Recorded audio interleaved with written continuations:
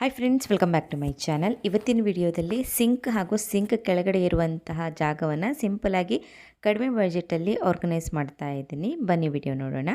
ಫ್ಲಿಪ್ಕಾರ್ಟ್ನಿಂದ ಈ ಒಂದು ಸ್ಟ್ಯಾಂಡನ್ನು ತೊಗೊಂಡಿದ್ದೆ. ಇದಕ್ಕೆ 144 ರುಪೀಸು.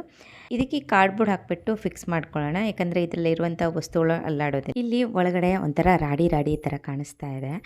ಇಲ್ಲಿ ಒಂದು ರೀತಿ ಗಮ್ ಕೂತ್ಕೊಂಡು ಬಿಟ್ಟಿದೆ, ತೆಗಿಯೋಕ್ಕಾಗ್ತಾ ಇಲ್ಲ, ಗಟ್ಟಿಯಾಗಿಬಿಟ್ಟಿದೆ. ಸೊ ಅದನ್ನು ಹಾಗೆ ಬಿಟ್ಟಿದ್ದೀನಿ, ಅವಾಯ್ಡ್ ಮಾಡಿ. ಅದನ್ನು ಕೆಳಗಡೆ ಸಿಂಕ್ ಹತ್ರ ಗಮ್ ಟೇಪ್ ಹಾಕ್ಬಿಟ್ಟು ಸೆಕ್ಯೂರ್ ಮಾಡಿದ್ದೀನಿ, ಯಾಕಂದರೆ ಕೀಟ ಎಲ್ಲ ಬರುತ್ತೆ, ಹುಳ ಎಲ್ಲ ಬರುತ್ತೆ ಅಂದ್ಬಿಟ್ಟು. ಸೊ ಸೈಡಲ್ಲಿ ಇದೊಂದು ಸ್ಟ್ಯಾಂಡನ್ನು ಹಾಕಿದ್ದೀನಿ ಡೋರ್ಗೆ.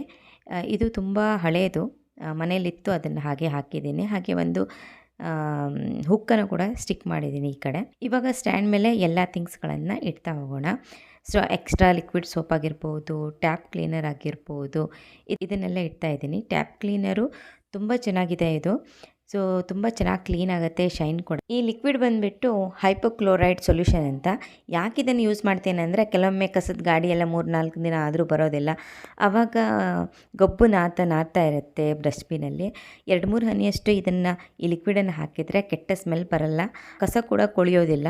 ಈ ಸಿಂಕ್ ಡೋರ್ ಹತ್ರ ಒಂದು ಆರ್ಗನೈಸರ್ ಇಟ್ಟಿದ್ನಲ್ವ, ಅದರಲ್ಲಿ ಎಕ್ಸ್ಟ್ರಾ ಡಸ್ಟರ್ ಹಾಗೆ ಸ್ಕ್ರಬ್ಬರ್ಸ್ ಎಲ್ಲ ಇಡ್ತಾ ಇದ್ದೀನಿ.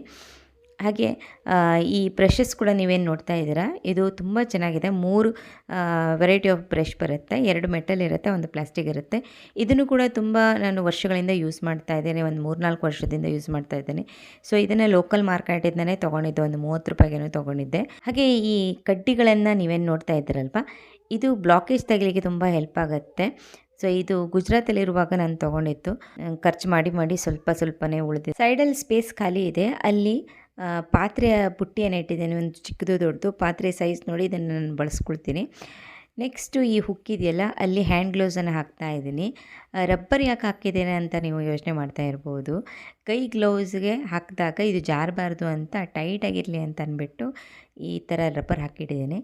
ಇವಾಗ ಈ ಸಿಂಕ್ ಏರಿಯಾ ಅಂತ ನೋಡ್ತಾ ಹೋದರೆ, ಇಲ್ಲಿ ಸ್ಪಾಂಜನ್ನೆಲ್ಲ ಇಡಲಿಕ್ಕೆ, ಸ್ಕ್ರಬ್ಬರೆಲ್ಲ ಇಡಲಿಕ್ಕೆ ಒಂದು ಸ್ಟ್ಯಾಂಡನ್ನು ತೊಗೊಂಡಿದ್ದೀನಿ. ಇದು ಮೀಶೋದಿಂದ ತೊಗೊಂಡಿರೋದು, 130 ರುಪೀಸ್ಗೆ. ಇದು ತುಂಬ ಚೆನ್ನಾಗಿದೆ ಅಂತ ಹೇಳ್ಬೋದು, ಯಾಕಂದರೆ ನಾವು ಯೂಸ್ ಮಾಡ್ತೀವಲ್ಲ ಸ್ಪಾಂಜ್, ಅದು ಪದೇ ಒದ್ದೆ ಆಗಿದ್ದಾಗ ಅದರಲ್ಲಿ ಸ್ಮೆಲ್ ಬರುತ್ತೆ, ಕೆಟ್ಟ ಸ್ಮೆಲ್ ಬರುತ್ತೆ. ಅದನ್ನೆಲ್ಲ ಅವಾಯ್ಡ್ ಮಾಡಲಿಕ್ಕೆ ಈ ಥರ ಒಂದು ಸ್ಟ್ಯಾಂಡ್ ತುಂಬ ಚೆನ್ನಾಗಿರುತ್ತೆ. ಹಾಗೆ ಕೆಳಗಡೆ ಸ್ಪೇಸ್ ಕೂಡ ಖಾಲಿ ಇರುತ್ತೆ. ನಿಮಗೆ ಕೌಂಟರ್ ಟಾಪ್ ಎಲ್ಲ ಕ್ಲೀನ್ ಮಾಡ್ತಾ ಇರ್ತೀವಿ, ಪದೇ ಫುಡ್ ಪಾರ್ಟಿಕಲ್ಸ್ ಎಲ್ಲ ಬೀಳ್ತಾ ಇರುತ್ತೆ, ಅದನ್ನೆಲ್ಲ ತೆಗಿಲಿಕ್ಕೆ ಈ ಥರ ಒಂದು ಡಬ್ಬಿ ಇಟ್ಕೊಂಡಿದ್ದು ತುಂಬ ಒಳ್ಳೆಯದು. ಹಾಗೆ ಒಂದು ಸ್ಪಾಂಜನ್ನು ಕೂಡ ಇಟ್ಟಿದ್ದೇನೆ, ನೀರು ಹಿಡ್ಕೊಳ್ಳಿ ಅಂದ್ಬಿಟ್ಟು. ಹಾಗೆ ಈ ನೀರನ್ನು ನಾವು ಡೈರೆಕ್ಟಾಗಿ ಸಿಂಕಿಗೆ ಹಾಕಿದಾಗ ಬೇಗ ಬ್ಲಾಕೇಜ್ ಆಗ್ಬೋದು. ಈ ಥರ ಒಂದು ಡ್ರೈನರ್ ಇಟ್ಕೊಂಡ್ರೆ ಬೇಗ ಸಿಂಕು ಬ್ಲಾಕ್ ಆಗೋಲ್ಲ, ನೀರು ಕೂಡ ಚೆನ್ನಾಗಿ ಪಾಸ್ ಆಗುತ್ತೆ ಅಂದ್ಬಿಟ್ಟು ಸಿಂಕ್ ಹತ್ರ ಚೆನ್ನಾಗಿ ನೀರು ಚೆನ್ನಾಗಿ ಸೋಕಾಗುವಂತಹ, ಹೀರ್ಕೊಳ್ಳುವಂತಹ ಒಂದು ಮ್ಯಾಟನ್ನು ಹಾಕಿಡಿ, ದೊಡ್ಡದು. ಆವಾಗ ಈ ಕಿಚನೆಲ್ಲ ನೀರಾಗಲ್ಲ.